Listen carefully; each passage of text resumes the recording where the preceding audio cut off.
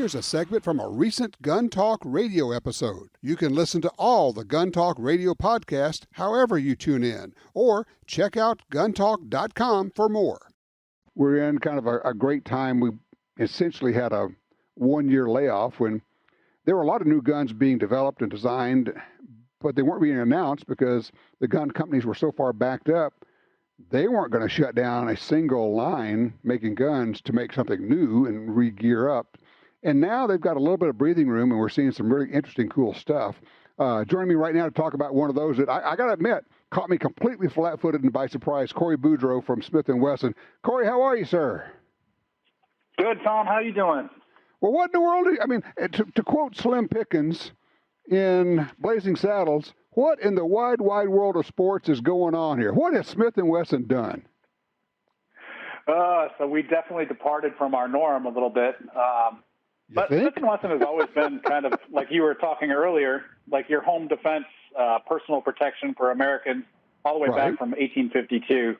And that home defense conversation, everyone always mentions the venerable 12-gauge pump shotgun for a home defense platform.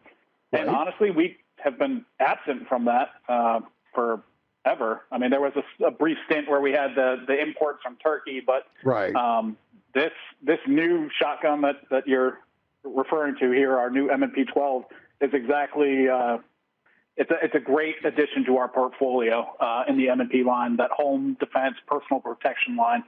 So it's a 12-gauge pump action bullpup shotgun. All right, so let me explain here. For those who haven't seen it, you can go to our website, Gun Talk TV. Use the TV, guntalktv.com. You can see the videos. We shot it. All right, it's a bullpup design. It is short, and it's got a short barrel. I mean, it's legal, but short barrel. It's a short, but it's got 2 magazine tubes. That's correct, Tom. There's 2 independent magazine tubes underneath, and the user can actually select which tube he's firing from the actual pump mechanism in the front. So there's a visible indicator on which tube you're running. So if you wanted to run slugs for like a more accurate follow-up shot versus buckshot or bird shot, I mean, it gives that user that whole flexibility to really mix, match, and choose their loadout according to the mission. This is a very serious home defense gun. It's designed specifically for that purpose. How many shells will this thing hold with 2 magazine tubes? So, again, it depends on the type of load, especially with shotguns. There's such a variety. But it holds 6 3-inch per tube or 7 2 3/4. But my favorite part about this shotgun is running it with mini shells. We fit, I think, when Ryan and I shot it, we were putting 20-plus in.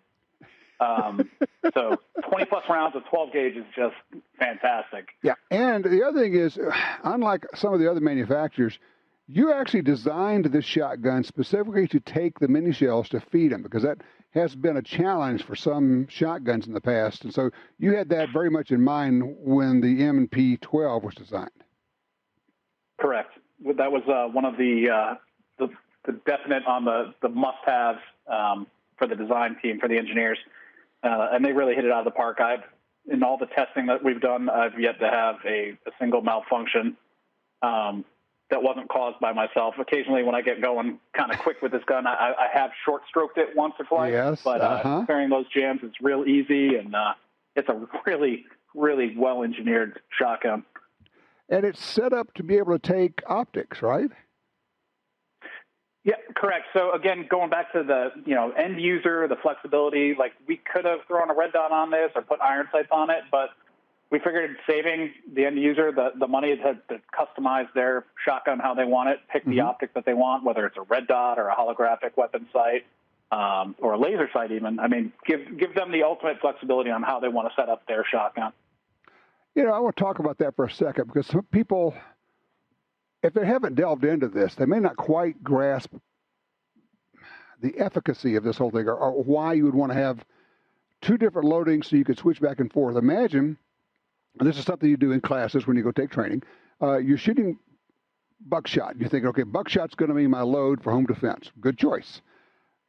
But you could be faced with, and this kind of gets back to the optics as well. Say you had a red dot on it. You could be faced with a situation where you absolutely have to make a headshot in a hostage situation. Buckshot may not be your choice. I mean, there's a way to do it with buckshot if you've been trained. But if you go to a slug and you have a red dot and you have sighted it in, you actually have the ability to do that, especially at across-the-room distances, and like inside of a home. And generally speaking, a well-connected shot with a slug pretty much ends the conversation. I would say so, yeah.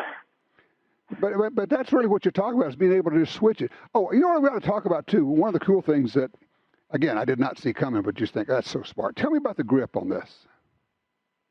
So, again, staying in that whole M&P family product line, that pistol grip, which is also on our M&P15 T2, which is kind of an homage to the original M&P15 T for tactical. Uh-huh. It has that 18-degree grip angle and the changeable palm swell. So, for example, on a rifle, I like a large palm swell. It puts my trigger finger exactly where it needs to be. Okay. So you can change it out so it fits your hand perfectly. The ultimate in ergonomics there. I mean, I don't know if it's exactly, but it looks like and feels like the grip from an M&P pistol. That's correct. It's the same grip angle, the same palm swells. It should feel exactly like your M&P pistol, except you have it shouldered and you're blasting 12 gauge. Which is one of the better feeling grips on pistols out there, I will also add. Love those things and love being able to switch out the grip panels or palm swells to basically make the gun fit you. And I like your explanation of what it does is it allows you to put your finger on the trigger comfortably, so you're not reaching out too far, or it's too, you've got too much trigger finger into the trigger guard. It's actually a way to customize that fit, which frankly is going to make you a better shot. Exactly. It's going to give you that better accuracy that we're ultimately looking for with each shot, right? So it's called the M&P12. All right. So what's this thing going to cost? So MSRP is $1,165, okay, which is a pretty hefty price. But this is a right out the box, absolutely shootable platform that is, like we said, perfect for home defense type scenarios. And it's an absolute hoot to shoot, especially with those mini shells. Like when we took it out with Ryan, I don't think I've seen him smile like that as he dumped 20 rounds of 12 gauge out of it. But it's very comfortable, very low recoil. It's not like it's going to beat up your shoulder like some other shotguns can. And if you look, it's got that ambidextrous safety on kind of like an MSR platform. So it's very intuitive to the shooter. Everything is in front of the shooter. You don't have to leave the shooting position to change tubes. The safety, the mag selector, the pump actuator, everything is right within your operational space. So it's a very, very well designed for the shooter platform. Does it have choke tubes or any kind of choke in the barrel? Yep, it comes with, I believe it's cylinder, but it is the Ren choke platform. Okay. Very, very popular. Right. Oh, you can get chokes anywhere that way. Yeah, it comes with modified and cylinder choke tube. Oh, okay. That's and for most of us, that's probably all we're ever going to need. It would work fine. I mean, I was going to say, I don't think I'm ever. Yeah, it's going to be cylinder for me all the way. Mine out. Yeah, we're going to put cylinder in it and just let it rust in there. It's like I make that joke. Actually, people don't know. AJ Smoker Smith won like a gazillion sporting clays tournaments around the world, and somebody asked him what chokes he used. He says, I don't know. I think they're skeet. He had never changed his chokes. He had skeet in there, and they had literally rusted in the gun. And he was breaking targets out past 50 yards with them. So once again, it's the shooter and not the gear sometimes. Yeah, that's wild. Yeah, I know. You don't really need anything more than a cylinder for most of us, and certainly not for slugs or for buckshot. So what's the availability? Is this thing out? So it is out. It was at distributors before we actually clicked the launch button here. And it should be hitting gun shops now at this point.